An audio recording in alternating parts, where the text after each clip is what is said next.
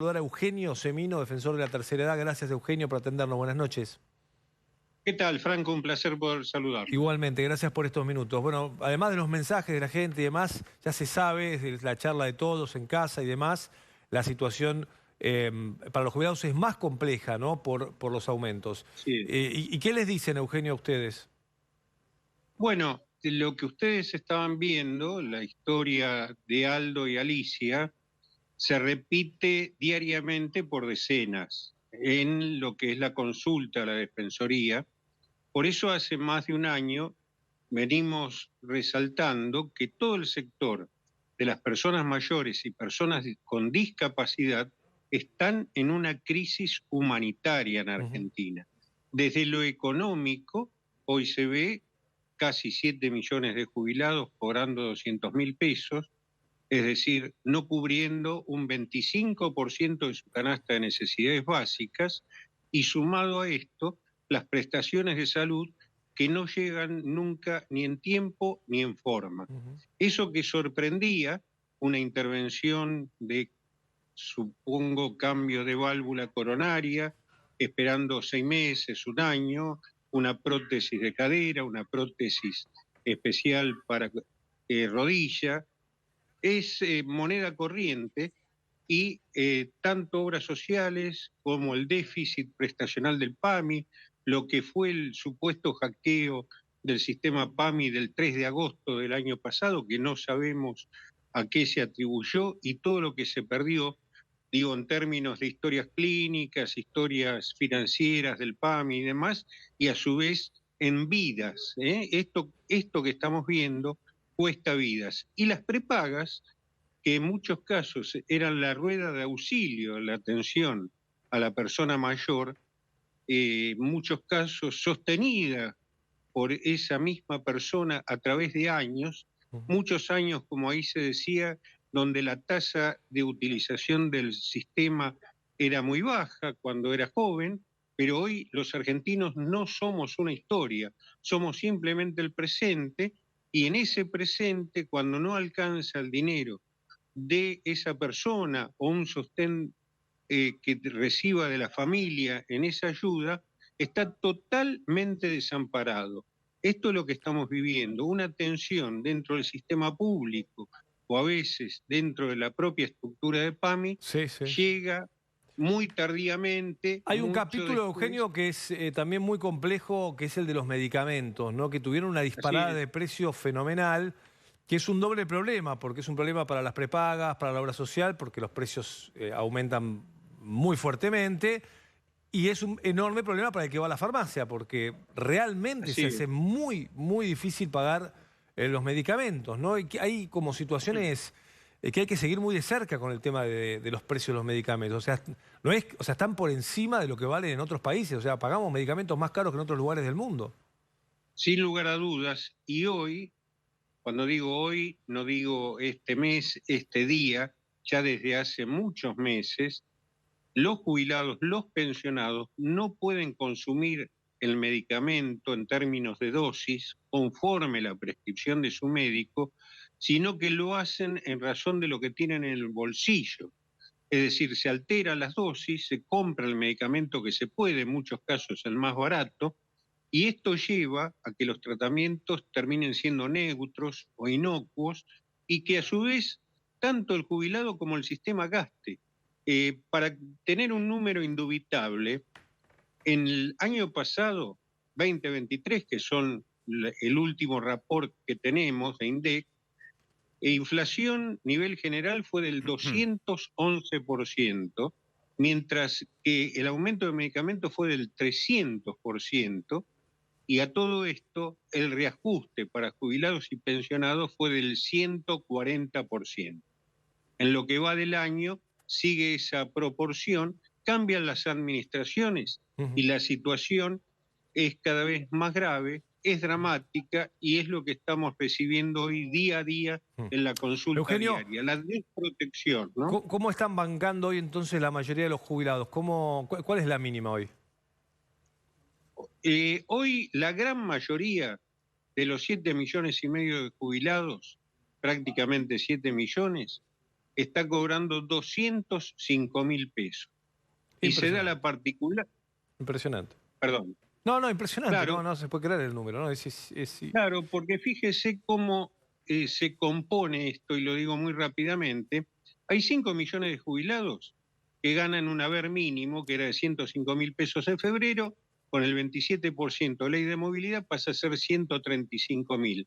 Se le incorpora un bono de 70.000 y llegan a esos 200.000 pesos. Ahora, hay 2,5 millones más de jubilados que nunca recibieron ningún bono, por lo cual sus haberes quedaron por debajo de lo que percibe el de la mínima. Entonces, en este reajuste del mes de marzo, tuvieron que a esos que eran de 150.000, 160.000 pesos, agregarle un bono para llegar a la ridícula suma a todos de 205.000 pesos. Sí. La canasta del jubilado al 6 de octubre del año pasado, con gastos de vivienda eran 313.000 pesos. Hoy, si la actualizamos por inflación a nivel general, está superando los 650.000 pesos. Y se viene un cambio de fórmula y planteos la semana que viene, por ejemplo, están planteando los legisladores de la oposición una sesión especial para cambiar la fórmula de las jubilaciones. También el gobierno hace un planteo de que va a cambiar la fórmula de las jubilaciones, pero creo que es distinto, ¿no? Porque además siempre es distinto cuando están en la oposición que cuando están en el gobierno, ¿no? Siempre plantean la fórmula distinta, pero cuando es al revés, usan la del otro. Es de locos, ¿no? Obviamente que hay un problema estructural, ¿no, Eugenio, con las jubilaciones y con los futuros jubilados? Si no crece el empleo privado, si no mejoran los salarios, vamos a un drama aún mayor que el que estamos viviendo hoy. Tal cual, el ajuste de la economía la están pagando los jubilados, con el ministro Massa, con el actual ministro Caputo. Es decir, lo vemos en enero con el superávit fiscal. El mayor aporte a ese superávit fue el ahorro, entre comillas, que se hizo sobre los haberes de jubilados. Es decir, aportaron casi el 32% a ese superávit. ¿Cómo lo aportaron? Con el sacrificio, el sufrimiento y el estado de situación que estamos describiendo. Ahora bien, hablar, por ejemplo, de reajuste por IPC, que es aparentemente el acuerdo, es decir, por precios consumidor, parece razonable, pero ya se licuaron los saberes. Apliquemos este criterio hipotéticamente que se apruebe la semana que viene IPC. En el mes de marzo, supongamos que va a haber una inflación de 10 puntos. Se aplica a partir del 1 de abril, pero las jubilaciones sin el bono son de 135.000 pesos. La aplicación del IPC sobre esos 10% son 13.500 pesos. Claro. ¿De qué estamos hablando? Claro. Es decir, si hoy tenemos que hablar de recomponer el haber, que no se puede hacer en un solo día, en un solo mes, pero que tiene que tender a que el haber del jubilado responda a la cobertura de sus necesidades mínimas. Esto hoy no ocurre y esto es un desafío que tiene tanto el oficialismo como el resto de los actores políticos, que veo que están distraídos, hablan de la edad jubilatoria, hablan de cuestiones que no tienen que ver con la esencia del problema, ¿no? Eugenio, hay mensajes de la gente que no quiero perderlos. Ahí está Marijó, dice: mi mamá jubilada y IOMA le descuenta 48.000 pesos. Cada vez menos médicos tienen que atiendan por la obra social. En farmacia no están cubriendo los remedios coronarios y neurológicos. Impotencia. Claro, porque sin cobertura, ¿cómo pagas hoy un medicamento? Si no hay un No, descuento. mire, hay medicamentos de los más sencillos. Una aspirineta sale una cajita 4.000 pesos.